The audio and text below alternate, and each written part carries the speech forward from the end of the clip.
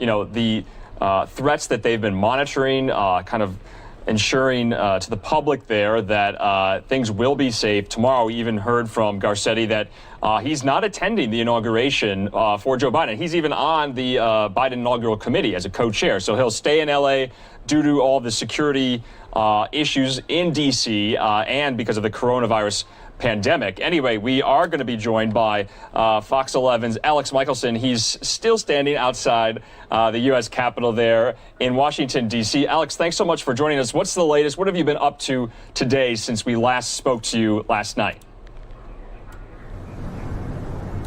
Yeah, thank you, Andrew. It's interesting. Eric Garcetti, one of just 4 chairs of the inaugural committee, and even he didn't come here, but we did come here. And what we've been seeing today is more of the security situation that's in place, but also the big story of the night here in Washington was this extraordinary and somber ceremony led by Joe Biden and Kamala Harris at the Lincoln Memorial, where they honored those who are lost due to coronavirus in this country. Some 400,000 Americans lost.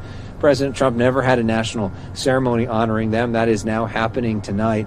And the city is illuminated, 56 beams of light that are up right now as well, which the mall is covered in flags from the 56 states and territories where people usually would be, but because of coronavirus and because of the security situation, there are no people, but there is light around the city.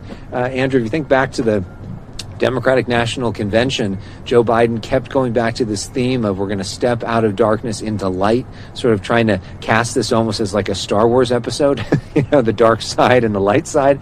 And so you see these themes of light once again being talked about and being shown all over Washington, D.C. tonight. And Alex, we aired all of these images here on NewsNOW from Fox there at the Lincoln Memorial. We saw those images at the National Shrine, the Basilica just outside D.C., the National Cathedral, tolling bells for each victim. We hit that grim milestone today. 400,000 Americans dead now because of the pandemic.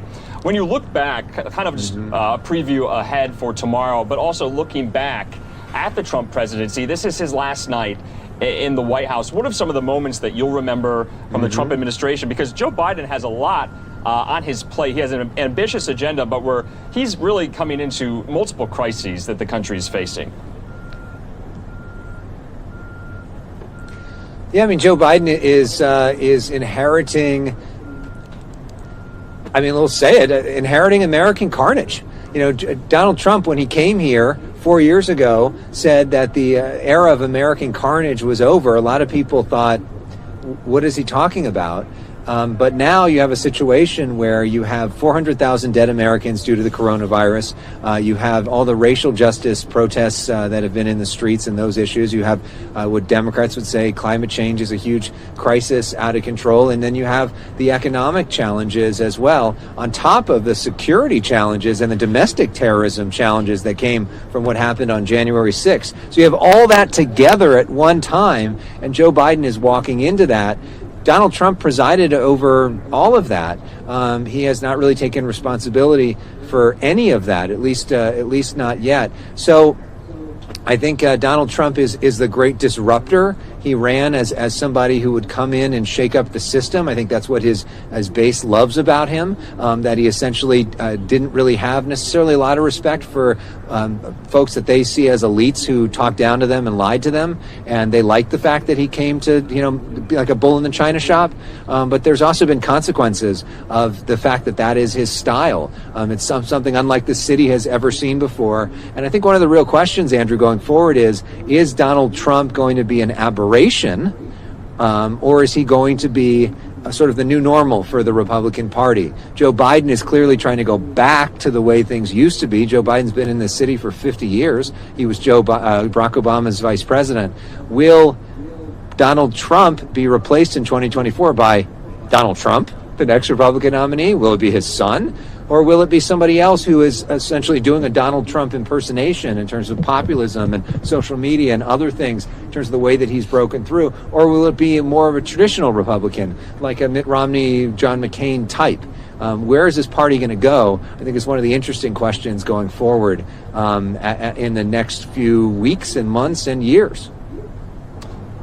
And And Alex, we heard from Joe Biden on the campaign trail so often say, America might not survive 8 years of Donald Trump. And yet behind you in that building on the Capitol, we're getting reports just Thursday that senators could convene and take up the article of impeachment from the House. So it's not as if Donald Trump will just fade from the minds of Americans. This is still going to, dwell weeks possibly after he's even president in the trial in the Senate chamber, something Americans haven't really seen before at all either. No, Americans certainly haven't seen that before. I mean, one of the questions is, and it's being negotiated, like as we speak, is how long is that trial going to go for? There's an argument to be made that it's in both parties' best interest to make that pretty short. Democrats want to focus on Joe Biden's agenda. Republicans don't want to be reminded of what many people see as the worst day of Donald Trump's presidency over and over again. So maybe it's in both of their interests to do this on a very expedited timetable so that they can move on to other things. But yeah, I mean, obviously Donald Trump is not going to have the platform that he's had in terms of social media. One of the questions is going to be, what is he going to do to communicate with people, communicate with his base? It's going to be interesting to see where he goes from here. And also it'd be interesting to see how the media chooses to cover him going forward. It's one thing to cover the sitting president. It's another thing to cover a private citizen, and how much attention he gets, I think is an open question in the next few months. That's right, and we know post-presidencies are kind of their own, opportunities for former presidents to kind of, do something different, kind of form public opinion in a certain way that they might not have in office. I kind of wanted to ask as well, what do you have in store tomorrow, watching the ceremony itself? Will you kind of be up there where you are, kind of down on the street level? Kind of give us a sense of what you'll be doing tomorrow as well. Well, I will be here anchoring our coverage on Fox 11 in Los Angeles if people are in Southern California, or foxla.com/live, or of course watch you as well. And then we'll be going around trying to gather as much as we can. It's harder, I'll say. They gave away 70% less credentials than they did before. So they're trying to keep a lot of the reporters farther away than they have been in the past. You bring up the point of an ex-presidency, and I think that's an interesting point to talk about. You think about it, there's a lot of different models of what that's been. Jimmy Carter kind of redefined the model. He was so young when he left office, and after one term and a lot of shame, and a lot of people, he was very unpopular, and he really dedicated his life to public service afterwards, work with Habitat for Humanity, going around the world. Then you look at somebody like George H.W. Bush, who viewed the job as not his role to speak up and get involved in politics going forward. He tried to give his successor space. His son, George W. Bush, did something similar, got really into painting. Bill Clinton went around the world speaking, and his wife ran for president, got very involved there. So there's all different models for what a post-presidency is going to look like. But for Donald Trump, the presidency was unlike any other model that we've seen before, and you would think that the post-presidency is going to be unlike anything we've ever seen before, too. All right, Elex Michaelson there, live for us in Washington, D.C. on Inauguration Eve. Appreciate you taking the time to speak with us on News Now from Fox. Thanks, Andrew. All right, and we will have live coverage all day tomorrow, starting around 7:30 Eastern. I believe we'll be covering the Trump departure as well at Andrews Air Force Base, where he'll be traveling down to Florida, where he'll become a permanent resident there at Mar-a-Lago in his post-presidency. Something to note as well, post-presidencies are very interesting to see what former presidents kind of do with their time. Most set up foundations or initiatives to kind of, foster their